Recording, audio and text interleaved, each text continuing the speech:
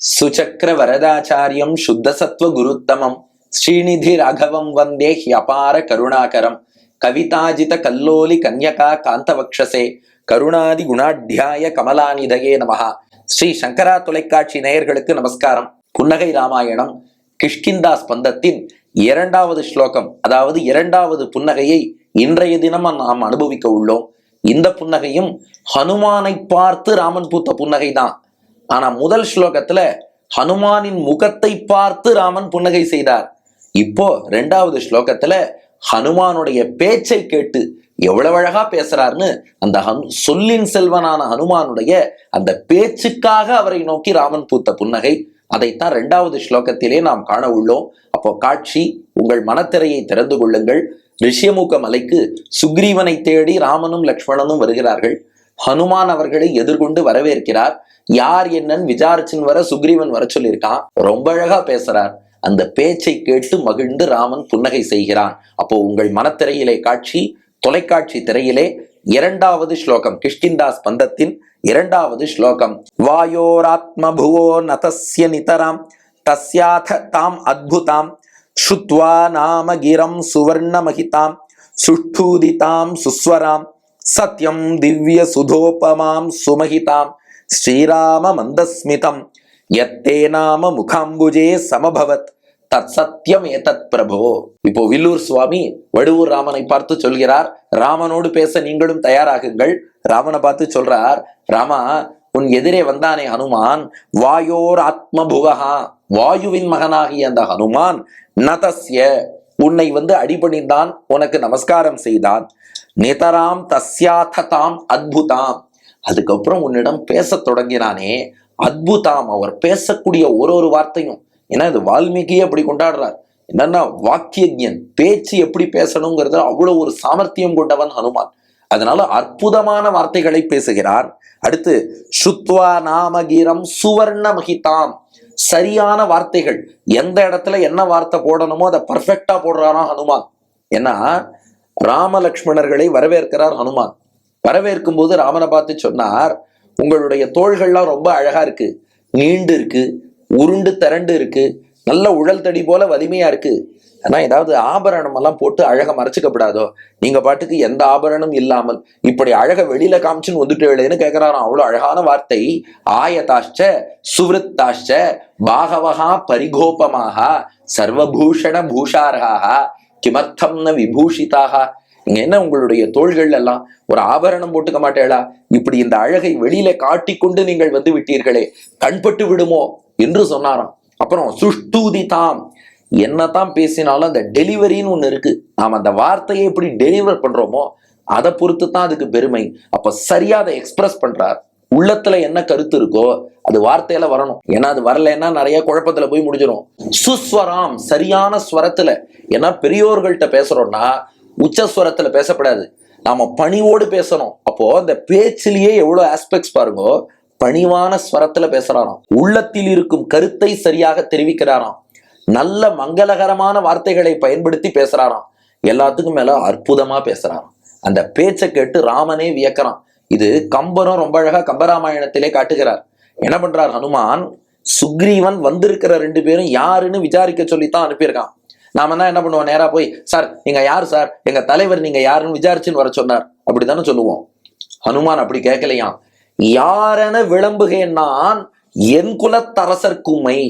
சுக்ரீவன் யார் வந்திருக்கான்னு விசாரிச்சுன்னு வர சொல்லியிருக்கார். சுக்ரீவன்ட்ட யார் வந்திருக்கான்னு அடியேன் போய் சொல்லணும். பாருங்க, நீங்க யாருன்னு கேட்கல, யார் வந்திருக்கான்னு சுக்ரீவன்ட்ட போய் அடியேன் சொல்லணும்னு கேட்கிறார். ஏன்னா 2 விஷயம். ஒண்ணு, ஒரு பெரியவரை பார்த்து அவமரியாதையா நீ யாருன்னு நாம கேட்கக்கூடாது. அதனால யார் வந்திருக்கான்னு சொல்லணும்னு சொல்லுங்க, சொல்றேன். இது ஒரு அர்த்தம். 2வது என்னன்னா, ராமனுடைய அருளாலே வந்திருப்பவன் ஸ்ரீமன் நாராயணன்னு ஹனுமான் புரிஞ்சுட்டார். ஆனா அதை அப்படியே போய் சுக்ரீவன்ட்ட சொன்னா ராமன் ஒத்துக்க மாட்டான். யார் வந்திருக்கான்னு சொல்லணும், நீங்க யாருன்னு அடியன் புரிஞ்சுட்டேன். அதே சமயம் எப்படி சொல்லணும்னு நீங்க சொல்றீங்களோ அப்படி சொல்றேன், அடியன் புரிஞ்சுட்டதை சொல்லல, உங்க திருவுள்ளத்துல என்ன விருப்பமோ அதை சொல்றேங்கிறார். பார்த்தானா ராமன் எவ்வளவு அழகா பேசுறான்னு. சத்தியம் திவ்ய சுதோபமாம் சுமகிதாம்.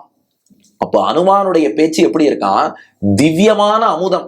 காதிலே அமுதத்தை பாய்ச்சினா எப்படி இருக்கும், தேன் பாயுது காதினிலேன்னு பொதுவா சொல்றோம். ஹனுமானுடைய பேச்சுங்கிறது அமுதமே வந்து காதிலே பாய்கிறது. எல்லாத்துக்கும் மேல சுமகிதாம், ரொம்ப சிறப்பான பேச்சான் அது. ஏன்னா ராமன் லக்ஷ்மணன் சொல்றான், ஹனுமான் நம்ம கிட்ட பேசினா பாத்தியாடா, இதுல இருந்து என்ன தெரியறதுன்னா ரிக்வேதம், யஜுர்வேதம், சாமவேதம்ங்கிற 3 வேதத்திலும் இவன் வல்லவன்னு தெரியறதுன்னா. எப்படி சொல்றேன்னு கேட்டா லக்ஷ்மணன், ராமன் சொல்றான், நான் ரிக்வேத வினீதஸ்ய நாயஜுர்வேத தாரிணகா நாசாமவேத விதுஷகா சக்கியமேவம் பிரபாஷித்தும். வர ரிக்வேதம் படிச்சவனுக்கு தான் பேச்சுல பணிவு இருக்கும். டாட்புட் தஞ்சாவூர்னு பேசுறாருன்னா அப்ப அந்த ரிக்வேத அத்தியனம் இல்லைன்னு அர்த்தம். அப்ப இவன் ரிக்வேதம் படிச்சிருக்கான், என்ன ஒரு பணிவு, ஹனுமானை போல ஒரு வினயம் பணிவு பார்க்க முடியாது. அப்ப இவன் ரிக்வேதத்திலே வல்லவன். அடுத்து யஜுர்வேதம். யாருக்கு ஒருத்தர் பேச்சுல எடிட்டிங் தொகுத்து வழங்குவது பர்ஃபெக்டா இருக்கோ அவர் நிச்சயமா யஜுர்வேதம் அத்தியனம் பண்ணியிருக்காருன்னு அர்த்தம். ஏன்னா யஜுர்வேதத்துல பல பஞ்சாதிகள்ல பார்த்தா ஒரே மாதிரி வார்த்தை வரும். அதனால சொல்லிண்டே வரவர் இங்கேருந்து அங்க தாவிடுவார் தெரியாதனமா. அதை கரெக்டா ஒருத்தர் சேவிக்கிறார்னா அந்த எடிட்டிங் எது எங்கெங்கன்னு வந்துடும். இது புரியறதுக்கு ஒரு உதாரணம் சொல்றேன். சில பேர் திருப்பாவை சொல்ல ஆரம்பிப்பா, திருப்பாவை சொல்றேன்னு ஆரம்பிச்சு திருப்பாவை சொல்லிண்டே இருப்பா. ஏன் சொல்லிண்டே இருக்காருன்னா, நாயகனாய் நின்ற நந்தகோபனுடைய கோயில் காப்பானே, குடி தோன்றும் தோரணவாசல் காப்பானே, மணிக்கதவம் தாழ்த்திரவாய், மாமீரவளை எழுப்பீரோ, உண்மகள் தான் ஊமையோன்றி செவிடோ அனந்தலோ, எம பெருந்துயில் மந்திரப்பட்டாளோ, மாமாயன் மாதவன் வைகுந்தன் என்றென்று நாமம் பலவும்.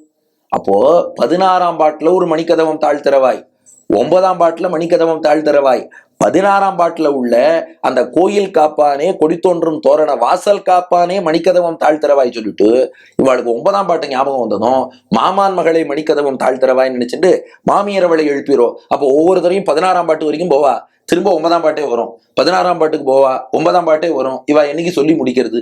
அப்ப அந்த எடிட்டிங்கிறது ஒருத்தருக்கு பர்ஃபெக்டா இருக்குன்னா அவர் யஜுர்வேதம் கற்றவர்னு அர்த்தம்.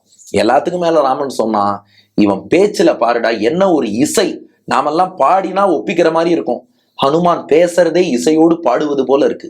அதனால சுமகிதாம், ரொம்ப சிறப்பான வார்த்தைகள். அப்ப பாருங்க இதுல எத்தனை அடைமொழின்னு. தாம் அத்புதாம், அற்புதமான பேச்சு. அடுத்து சுவர்ண மகிதாம், சரியான எழுத்துகள் வார்த்தைகளை பயன்படுத்தியிருக்கார். சுஷ்டூதிதாம், டெலிவரி பர்ஃபெக்டா இருக்கு. சுஸ்வராம், சரியான ஸ்வரத்துல உச்சரித்து பேசுகிறார். சத்தியம் திவ்ய சுதோப்பமாம், காதிலே அமுதம் பாய்ச்சுவது போல இனிமையாவும் இருக்கு. சுமகிதாம், சிறப்பாகவும் இருக்கு. அதனால ஸ்ரீராம மந்தஸ்மிதம், ராமா இவ்வளவு சிறப்புகள் நிறைந்த ஹனுமானுடைய பேச்சை கேட்டு அந்த பேச்சுக்காக நீ ஒரு புன்னகை பூத்தாயே, எத்தே நாம்ப முகாம்புஜே சமபவத், உன்னுடைய தாமரை போன்ற அந்த திருமுகத்திலே எத்தே நாம முகாம்புஜே சமபவத், உன்னுடைய தாமரை போன்ற திருமுகத்தில் அப்போது ஒரு புன்னகை தோன்றியதே, அதே புன்னகை தான் தத் சத்தியமே தத் பிரபோ. இப்போது வடுவூரிலும் அதே புன்னகையோடு தான் நீ இப்போது விளங்குகிறாய். அன்று ஹனுமானை பார்த்து நீ பூத்த புன்னகையை இன்று நாங்கள் காணும்படியாக வடுவூரிலே சேவிக்கிறோம் என்பது ஸ்லோகத்தின் கருத்து. ஆக மொத்தம் ஹனுமானுடைய பேச்சு அற்புதமாக இருக்கிறது. நல்ல வார்த்தைகள் எழுத்துகளோடு கூடியதாக இருக்கிறது. சரியான பிரசன்டேஷன், எல்லாத்துக்கும் மேல சரியான உச்சரிப்பு, ஸ்வரங்கள் இருக்கு. காதிலே அமுதம் போல் இனிமையாகவும் இருக்கு, சிறப்பாகவும் இருக்கு. அதை கேட்டு ராமன் பூத்த புன்னகை இந்த கிஷ்கிந்தாஸ்பந்தத்தின் 2வது புன்னகை. இப்ப நம்ம 3 விஷயத்துக்கு வருவோம். இந்த புன்னகைக்கான காரணம் என்ன, அடுத்து இந்த புன்னகை தெரிவிக்கக்கூடிய மெசேஜ் என்ன, 3 இந்த புன்னகையை ரசிப்போருக்கு என்ன பலன், ஒன்னொன்னா பார்த்துருவோம் வாங்கோ. முதல் விஷயம், இந்த புன்னகைக்கான காரணம் என்னன்னா வேற என்ன, ஹனுமானுடைய பேச்சாற்றல் தான். சொல்லின் செல்வன் எவ்வளவு சிறப்பா பேசுறார், அந்த பேச்சுக்காக ராமன் பூத்த புன்னகை. என்னை பார்த்து நீ சிறப்பா பேசின, அதுக்கு பரிசு இந்த புன்னகையே வச்சுக்கோன்னு கொடுத்துட்டான் ராமன். 2, இந்த புன்னகை நமக்கு தெரிவிக்கக்கூடிய செய்தி என்னன்னா, இந்த நாக்குங்கிறது இருக்கு பாருங்க, அதுதான் சிறந்த ஆயுதம். நாம அதை நல்லா பயன்படுத்தி நன்னா பேசினா பல விஷயங்களை நம்மால் சாதிக்க முடியும். ஆனா இதை எங்கேயாவது ஒரு இடத்துல தப்பா பயன்படுத்திட்டோம்னா அர்த்தமே மாறிடும். அதனாலதான் சொல்றான், நான் வன்மைங்கிறது முக்கியம், நான் காப்பதும் முக்கியம். யாகாவாராயினும் நான் காக்க. அப்போ நாக்க தப்பா பயன்படுத்தினா அது ஆயுதமா போயிடும். அதான் ஒருத்தர் கேட்கிறார், உலகத்திலே பயங்கரமான ஆயுதம் எது, கத்தியா, கொடாலியா, ஈட்டியா, நெருப்பானா, நிலைகட்டு போன நயவஞ்சகரின் நாக்கு தான் அதுன்னு. அதனால இந்த நாக்குங்கிறது ஆயுதமாவும் இருக்கும், ஆபரணமாவும் இருக்கும். நாம் அதை எப்படி பயன்படுத்துறோங்கிறத பொறுத்தது. இதுதான் இந்த புன்னகை நமக்கு தெரிவிக்கக்கூடிய செய்தி. அப்ப ஹனுமான் சொல்லின் செல்வன்னு நாவை பயன்படுத்தி பேர் எடுத்தார். அதுபோல நாமும் நல்ல வகையில பயன்படுத்தணும். 3, இதை ரசிப்போருக்கு என்ன பலன்னா, அந்த பேச்சாற்றல், அந்த வாக்கு வன்மை அது இந்த புன்னகையை ரசிக்கும் அத்தனை பேருக்கும் வரும். வாங்கோ ராமபிரானை வழிபட்டு கொண்டு பாருங்க, ரொம்ப அற்புதமா சீதையோடு ஏகாசனத்திலே ராமபிரான், பக்கத்துல லக்ஷ்மணனும் எழுந்துருளி இருக்கிறார். இங்க எல்லாத்துக்கும் மேல கோபாலனும் இருக்கார். ஏன்னா கிருஷ்ணனும் ரொம்ப சூப்பரா பேசுவார். ஒரு வீட்லயும் போய் வெண்ணையை திருடிட்டு கரெக்டா பேசி எப்படி தப்பிச்சு வரணுமோ கரெக்டா தப்பிச்சு வரவர். அதனால எல்லாரும் இங்க கூடி எழுந்துருளி இருக்கிறார்கள். அதனால இவர்களையும் தியானிப்போம், ராமனுடைய புன்னகையும் மனதில் வைத்துக் கொள்வோம். வாங்க ஸ்லோகத்தை சேவிப்போம். வாயோராத்ம புவோ நதஸ்ய நிதராம் தஸ்யாத தாமத்புதாம் ஸ்ருத்வா நாம கிரம் சுவர்ண மகிதாம் சுஷ்டூதிதாம் சுஸ்வராம் சத்யம் திவ்ய சுதோபமாம் சுமகிதாம் ஸ்ரீராம மந்தஸ்மிதம் யத்தே நாம முகாம்புஜே சமபவத் தத் சத்யம் ஏதத் பிரபோ என்று சொல்லி புன்னகையை ரசிப்போம். நல்ல வாக்கு வன்மையை ஸ்ரீ சீதாராமர்கள் அருள்வார்கள். நன்றி, வணக்கம்.